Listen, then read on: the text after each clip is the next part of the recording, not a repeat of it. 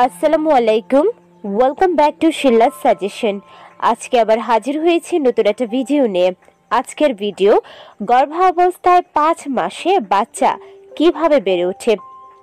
গর্ভাবস্থার 5ম মাসে আপনি কী ধরনের সমস্যায় পড়বেন, কি কি পরীক্ষা করতে হবে, বাচ্চার বেড়ে ওঠা কি করবেন, কি করা যাবে না। তাই ভিডিওটা দেখার অনুরোধ রইল, বিশেষ করে যাদের 4র্থ এবং 5ম মাস রানিং তাদের জন্য। ভালো লাগলে চ্যানেলটিকে সাবস্ক্রাইব করতে ভুলবেন না। মা হওয়াটা মোটেও সহজ নয়। 9 মাসের বেশি সময় ধরে সন্তান ধারণের পরীক্ষাটা আসলেই ধৈর্যের। তিল তিল করে যখন আপনার সন্তান গর্ভে বেড়ে ওঠে, শরীরে নানা পরিবর্তন আসে, অনেক ব্যথা যন্ত্রণা সহ্য করতে হয় আপনাকে। কিন্তু যেই মুহূর্তেই বাচ্চা কোলে নেবেন, তখন সব যন্ত্রণা নিমেষেই ভুলে যাবেন। তবে গর্ভাবস্থায় মায়েদের জানতে ইচ্ছে করে গর্ভের বাচ্চাটা কোন মাসে কি করে। গর্ভাবস্থার 5ম মাসে পা দেওয়ার সঙ্গে সঙ্গে গর্ভাবস্থার 2য় ট্রাইমেস্টার শুরু হয়ে যায়। এই পর্যায়ে গর্ভস্থ শিশু অনেকটা বড় হয়ে যায়, মানে আপনার পেটের আকার দেখে বোঝা যাবে আপনি গর্ভবতী। পেলভিসে জরায়ুর জন্য যতটা জায়গা বরাদ্দ থাকে, সেই তুলনায় আপনার বাচ্চা আকারে বড় হয়ে যায়। জরায়ুর আকার এই সময় অনেকটা পেঁপের মতো দেখতে হয়। জরায়ুর উপর দিকে এবং বাহিরের দিকে বাড়তে থাকে। প্রেগন্যান্সির প্রথম পর্যায়ে যেই সমস্যাগুলো দেখা দেয়, এই মাস থেকে সেই সমস্যাগুলো আস্তে আস্তে কমতে থাকে। গর্ভাবস্থার 5ম মাস মানে আপনি সম্পূর্ণ রূপে গর্ভবতীর আকার ধারণ করবেন, মানে আপনাকে দেখলেই বোঝা যাবে আপনার গর্ভে সন্তান আছে। প্রথমে জেনে নেব গর্ভাবস্থার 5ম মাসে মায়ের শরীরে কি কি পরিবর্তন ঘটে। গর্ভাবস্থায় হরমোনের উত্থান পত্থান লেগেই থাকে, তবে এই সময় থেকে আপনার কোষ্ঠকাঠিন্য বেড়ে যেতে পারে। প্রোজেস্টেরন হরমোনের বৃদ্ধির কারণে কোষ্ঠকাঠিন্য যেমন আপনার নিত্য সঙ্গী হয়ে দাঁড়াতে পারে, খুব কষ্ট হতে পারে, তাই ধীরে ধীরে বাথরুম করার চেষ্টা করবেন।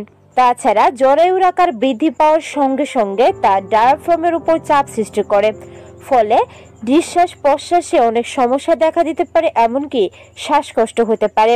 যেহেতু 5ম মাসের দিকে বাচ্চা দ্রুত বৃদ্ধি পায়, সেক্ষেত্রে হরমোনের পরিবর্তনও অনেক বেশি হয়, যার ফলে হজমের সমস্যা দেখা দেয়। এর ফলস্বরূপ আপনার গলা বা বুক জ্বালাপোড়া করতে পারে। গর্ভাবস্থার 5ম মাসে যেহেতু শারীরিক পরিবর্তন দ্রুত ঘটে, সেক্ষেত্রে শরীরের বিভিন্ন অংশে ফাটল দেখা দিতে পারে, মানে স্ট্রেচ মার্ক, বিশেষ করে পেটের এরিয়াতে। তাছাড়া স্তন, কাঁধ বা ঘাড়েও হতে পারে। তবে স্ট্রেচ মার্ক দূর করতে হলে আপনি বিভিন্ন ধরনের অয়েল কিংবা মলম ব্যবহার করতে পারেন। তাছাড়া এই সময় প্রচন্ড মাথা এবং পিঠ ব্যথা করতে পারে, ক্লান্তি অনুভব করা। এই সময় শরীর যেহেতু গর্ভস্থ ব্রণের ক্রমবর্ধমান চাহিদা পূরণের জন্য আরো বেশি কাজ করে, তাই মাঝে মধ্যে অনেক বেশি ক্লান্ত বোধ করতে পারেন। গর্ভাবস্থার শুরুর দিকে মর্নিং সিকনেস এবং শারীরিক দুর্বলতা বেশি অনুভব করার ক্ষেত্রে অনেক সময় অরুচি দেখা দেয় এবং তেমন কোনো খাবার খেতেই পারেন না। কিন্তু এই সময় আপনার এই ধরনের সমস্যা কমে যাবে এবং খুব খিদে পাবে। তাছাড়া এই সময় এডিমা হতে পারে, মানে আপনার হাত পা ফুলে যেতে পারে। এটা খুব সাধারণ ব্যাপার। গর্ভস্থ শিশুর প্রয়োজনার্থে একজন গর্ভবতী মহিলা তার দেহে অতিরিক্ত 50% তরল সরবরাহ করে। এই অতিরিক্ত তরলের কারণে দেহের বিভিন্ন অংশ ফুলে ওঠে। এ সময় আপনাকে সবচেয়ে বেশি যে জিনিসটা ভোগাতে পারে সেটা হচ্ছে অনিদ্রা, পিঠে এবং মাথায় প্রচন্ড ব্যথা, ঘন ঘন প্রস্রাবের ব্যাগ, সাথে হাতে পায়ে পানি আসা। সেক্ষেত্রে আপনার ঘুম একেবারে কমে যেতে পারে বা ঘুম না আসার সম্ভাবনা বেড়ে যায়। তাছাড়া হরমোনের পরিবর্তনের কারণে অনেক সময় মাড়ি থেকে রক্ত পড়ে। এই ধরনের শারীরিক এবং মানসিক সমস্যা 5ম মাসের দিকে অনেক হতে পারে, তবে চিন্তিত হওয়ার তেমন কিছুই নেই। এখন আমরা জানবো 5ম মাসে আপনার কি ধরনের খাবার গ্রহণ করা উচিত গর্ভের বাচ্চার পুষ্টির চাহিদা পূরণ করতে। 5ম মাস থেকে যেহেতু বাচ্চা দ্রুত বৃদ্ধি পায়, সেহেতু তার মস্তিষ্ক, মেরুদণ্ড, এমনকি হাড়, দাঁত গঠনও দ্রুত হয়, তাই ফলিক অ্যাসিডের ওষুধ গ্রহণ করতে হবে। আয়রন সমৃদ্ধ খাবার যেমন শাকসবজি, শস্য, ড্রাই ফ্রুট, মটরশুঁটি খাদ্য তালিকায় রাখুন। গর্ভাবস্থার 5ম মাসের দিকে ক্যালসিয়াম সমৃদ্ধ খাবার অনেক বেশি প্রয়োজনীয়। ক্যালসিয়াম সমৃদ্ধ খাবার না খেতে পারলে প্রতিদিন 1টি করে ক্যালসিয়ামের ট্যাবলেট গ্রহণ করতে হবে।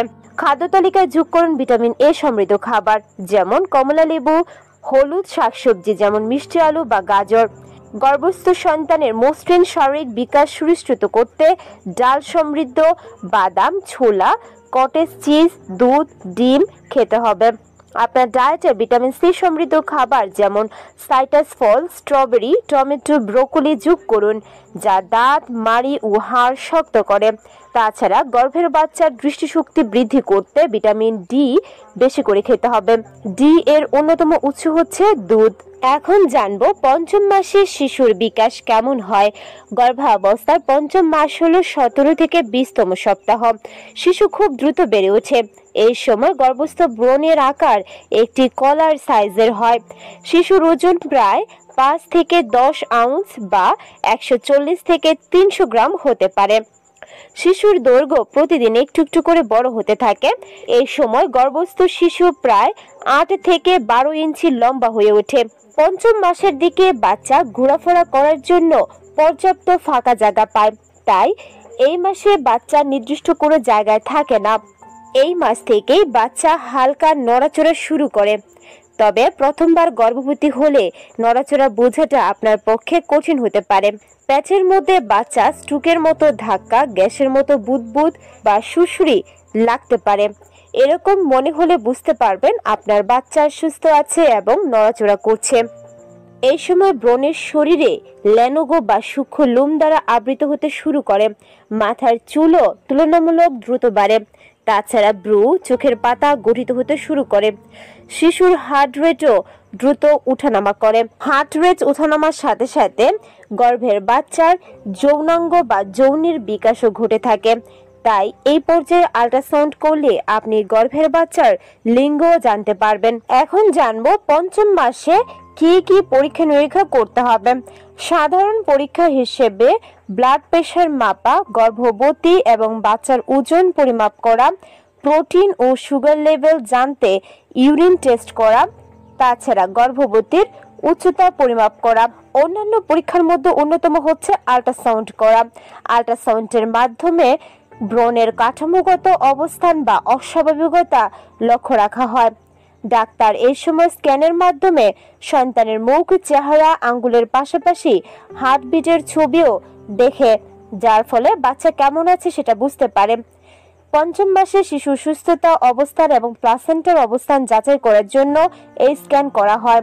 তাছাড়া পঞ্চম মাসে AFP বা আলফা ফ্যাটোপ্রোটিন পরীক্ষা করা যেতে পারে, যার মাধ্যমে গর্ভস্থ শিশুর মস্তিষ্ক এবং মেরুদণ্ডে কোনো সমস্যা আছে কিনা, সন্তানের মধ্যে ডাউন সিনড্রোম রয়েছে কিনা, জন্মগত ত্রুটি নিয়ে জন্মগ্রহণ করার কোনো সম্ভাবনা আছে কিনা, তাছাড়া গর্ভে একাধিক ব্রণ আছে কিনা, এমনকি গর্ভের বাচ্চার অবস্থান, প্রসবের নির্ধারিত তারিখ গণনা করা সবকিছু নির্ধারণ করা হয়ে থাকে।